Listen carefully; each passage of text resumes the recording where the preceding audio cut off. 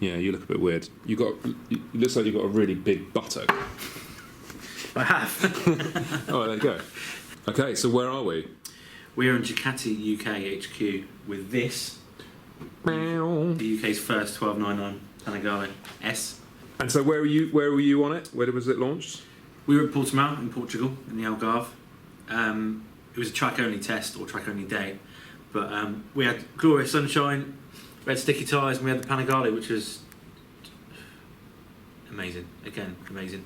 If you haven't read the review on 44teeth.com, then please go and check it out. But here's a summary and a rundown. Yeah, that's good. That looks pro. That's how we roll. That's how we sausage roll.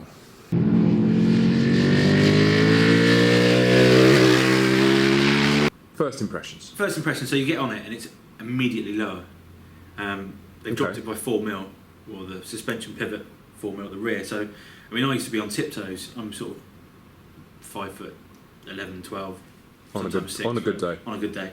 In heels. So electronic suspension then. So yeah, I mean that was straight away. You can feel the chassis. I mean the 1199, as you know, it feels stiff and very rigid, and there's not a lot of feel, and you just really anyway. But straight away you can notice that the 1299 is softer, and the front end it's just got a little bit more feel, a little bit more flex, and you know exactly what's going on. I suppose in many ways it feels more conventional, like a normal frame rather than a monocoque. Pizza. Alright, pizza.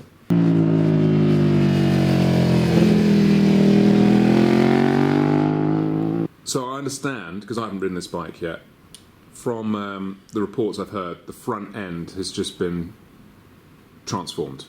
Yeah, it's as we go back to the monocoque chassis, it's a little bit more forgiving, and you know more about what's going on beneath you.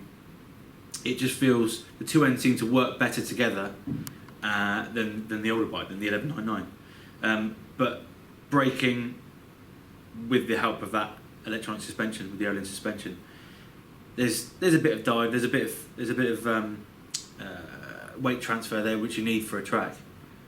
But it just feels more part of the tarmac. You know exactly what's going on, and you can, the trail braking is not an issue. And I'm sure it's impossible to tell without riding a standard bike, but I'm sure a lot of it has to do with the suspension and the way it works, and the way it breaks down individual segments of the corner. And so holding that line mid-corner. Yeah. Well, it was interesting to hear the Ducati test rider talk about that, because the 1199 was a massive leap in handling over the 1198, 1098 series, and they always used to understeer. You really had trouble getting it in, and especially for UK circuits. I don't know what it is with Ducatis in the UK circuits, especially the Panigale, but they seem to struggle. But the Ducati test rider was talking about oversteer, and you can physically feel the difference in turning in from braking and getting into that apex. It's so much more willing to get to that apex quicker, more precise, and hold a line. So again, that's another massive area improvement. And then corner exit. So this has obviously got way more grunt than the last one. I mean, yeah. Is the traction light just flicking on and off like an animal, or mechanical grip is grip is much improved. You used to be able to run the traction control on your favourite setting, 1, 2, or 3, or what, that goes right up to 8. Yeah. But I was running it on 1 or 2 for most of the day, and the light used to flicker, but there's never that hesitation. You can see the system really cutting in. Yeah. And it doesn't pump, or the shock doesn't pump, and the bike doesn't go. Rah, rah, rah. It's way more stable, but the motor picks up. You always have to wait. That 2-stroke power band of the 1199. You always have to wait for it to kick in at about $7,000. But now this thing is just from $4,000 upwards, just drives and drives and drives. And a lot of people were asking about using less gears and not having to worry about gear shifting so much, but because the motor spins that quickly, because of the inherent characteristics of the Super Quadro motor and the way it works, it still spins really, really quickly. So you still have to feed the gears. Chomp the gears. But the engine and the power come in earlier. And is it geared long or short? It's still very short. Still short. I mean, the sports bike of the year last year, we were riding bikes that would just about hit 5th gear at the end of the straight in Portimao, and this thing was in top gear, like when you pass the start finish line. I mean, I would like to try it, but I'd honestly like to try it with longer gearing. Yeah. Because with this new mid-range, you could sacrifice some of that. Yeah. And I don't think it would affect the motor. Any aero differences? I mean, the bike's 98% the same, really, isn't it? Yeah. I mean, we've got slightly larger intakes on the side, and it looks a bit fatter, like it's beefier, got some bit more muscle from the last one. I mean, the screen is 20mm higher, which I didn't know until the presentation, which is again helpful for sort of bigger riders. Yeah, that's definitely worth considering. The mirrors. Now, a lot of people moan about the mirrors. They're now static. Okay. So it's a bit of a shame when you're transporting a bike or want to fold them back with track days, or filtering. Mm. But then what's the? They're not any wider than the bars. It doesn't look like it's that far apart, does it? It's I mean, what we're talking, 10mm, if that. It's got an auto blipper, by the way. Your favourite thing for 2015. Cheers. And that is. It makes the BMWs look pretty ropey. Right, okay. So the blip, it's what, cleaner on this? It's amazing, yeah. It's like watching HD TV with a Ducati and then going back to 1998 YouTube. Yeah. It's so precise, so clinical. But this doesn't work above 10,000 RPM. No, which makes sense, because otherwise you go down and you'd be above the next gear's limiter, wouldn't you? Yeah. So I can't imagine does the BMW work above 10,000 RPM? Yeah, well, it revs to 15 something. Oh, right, okay. It's got a lean angle sensor, live lean angle sensor, a la BMW. I'm not sure whether Ducati went, BMW have got a lean angle sensor, we need one of them. But so it allows cornering ABS. So it's because people keep talking about cornering. I don't really get it. I mean, I get it, but I mean, does it work? It does work. It does. Okay. Oh, you know about it. So did you have the ABS on when you were at Portimao? I used the ABS on the front, on race setting, on level 1, if I recall. And if ABS is on, it is on. You don't have to set it to cornering it to automatically. There's 3 settings. Yeah. You can use the race setting, which is essentially front ABS, less intrusive, and it allows you to use the rear brake for skids and other cool stuff. Cool stuff. Yeah. When you turn up to Tesco Express. Yeah. It looks at your lean angle and goes, that's not going to work, sunshine. A&E's over there, so it almost protects you from anything before anything happens.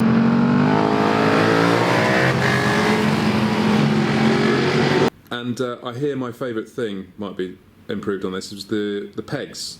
Yes, the pegs are grippier, definitely. It's the first time ever that I can recall that Ducati have used a non-shiny surface. Yeah. They are lifted from the 1199R, so it's straight away you can feel the difference. Something that's really handy, and it's been pinched from the Superleggera, is the anti-wheelie. I mean, a lot of people go, "Oh, you don't want anti-wheelie on a superbike, and it ruins it." But I tell you what, if you enjoy going fast and you enjoy trying to set a lap time and go fast on a track, especially Portimao or some of the UK tracks, anti-wheelie, especially this, I love this system. It's not like the BMWs or cuts out hard, doesn't it? Yeah, which is boom. Where it's a free vasectomy.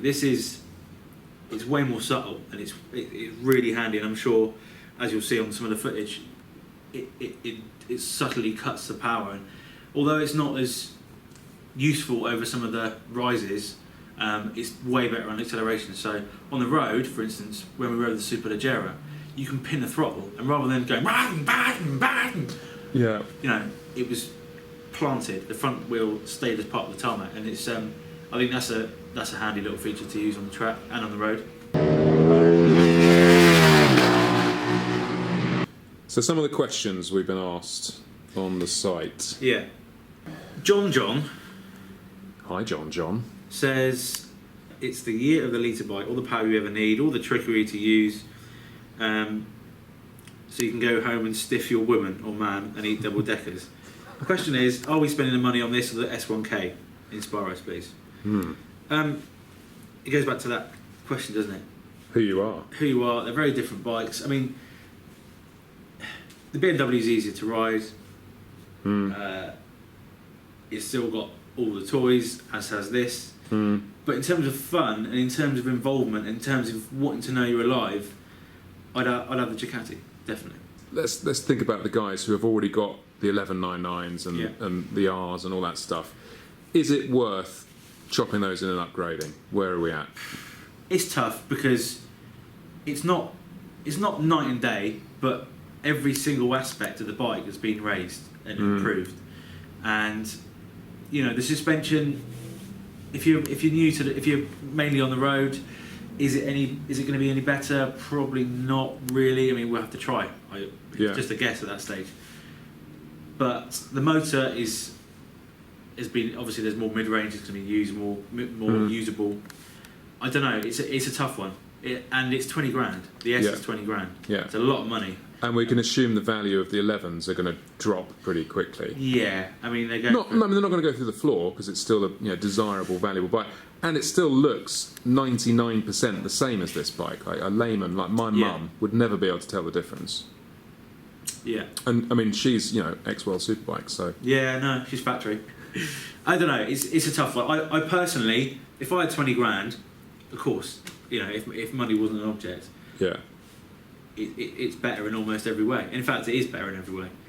Ian asks, is it really better than the 1199? Yes, it is.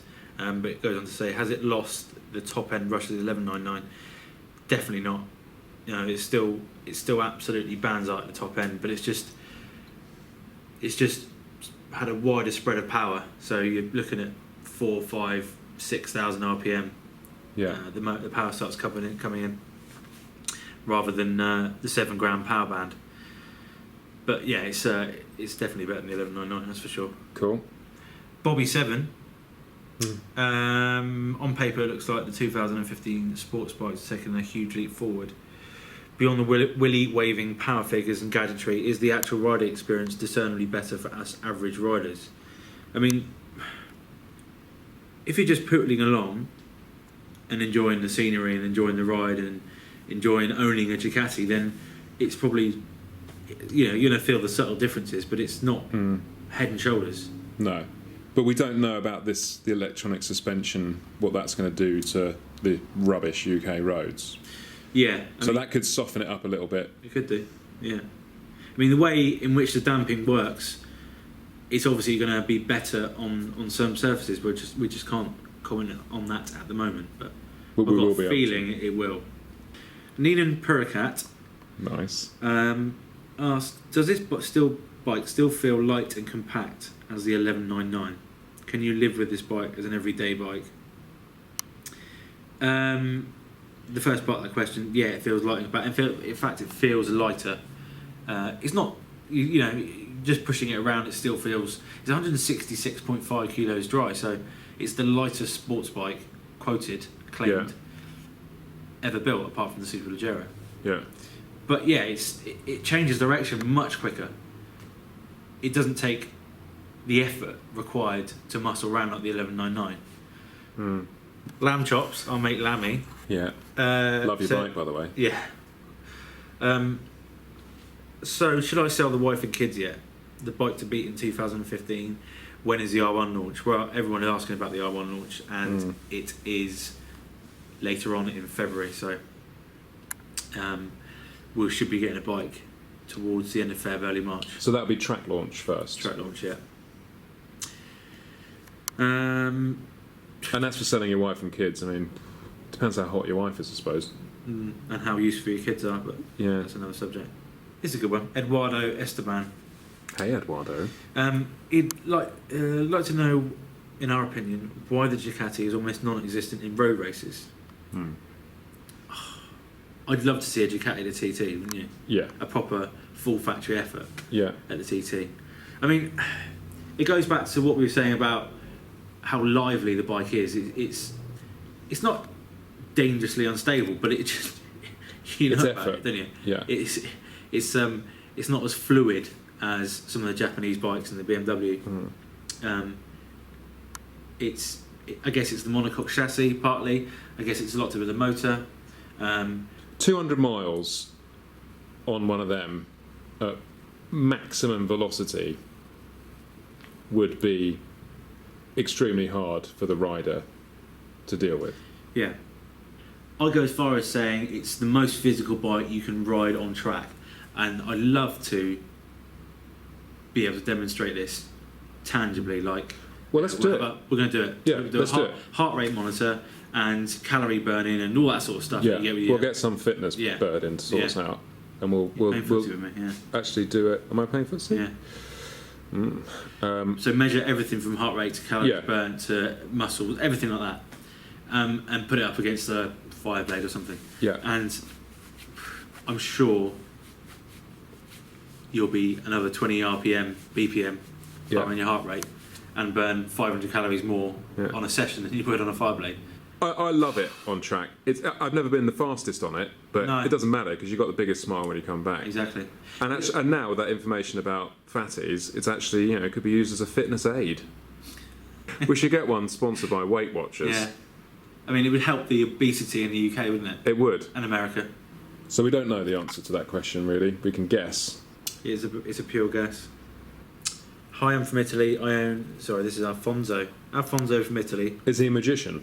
I don't know, but was his first name The Great? It's just Alfonso. Okay. But he does say he's got a moustache. Okay. Yeah.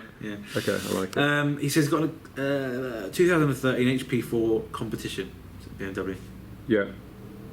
I'm in love with my Carbon. bike, but I'd like to try this new Panigale 1299S. Would you switch from an HP4 to this one? I love my sports bikes for the road too, and for sure the BMW is comfy, but they say this 1299 is much better. What am I to do? I mean, well, at least he's put a bit more information in the question, which is good, because we can go a little bit further to explaining that. But it does still depend on what type of person you are. This I mean, it's so good looking, and I like the look of the HP4, but this absolutely spanks it in terms of how sexy it is and the noise it makes and the overall experience. Yeah. Because I'm a tart, as we already know, and riding this, people who don't know anything about motorbikes know what a Ducati is, and that's the difference. So if you get off on people admiring your bike, then I think more people would certainly admire it and be envious of it than the BMW, because that's a bit more of a niche thing. You've got to know what it is to appreciate it. And again, it's about waking up to opening your garage and which one do you like? Yeah. 44T. 44T. 44T, love. 44T. 44T. Oh, that must be really cold and horrible. It's really cold and tepid. Okay. Anyone else? Did we actually answer Alfonso's question? HP4 or this? Oh, I'd have that. I'd have that as well. I haven't even ridden it. But if I was racing, I'd have the HP4.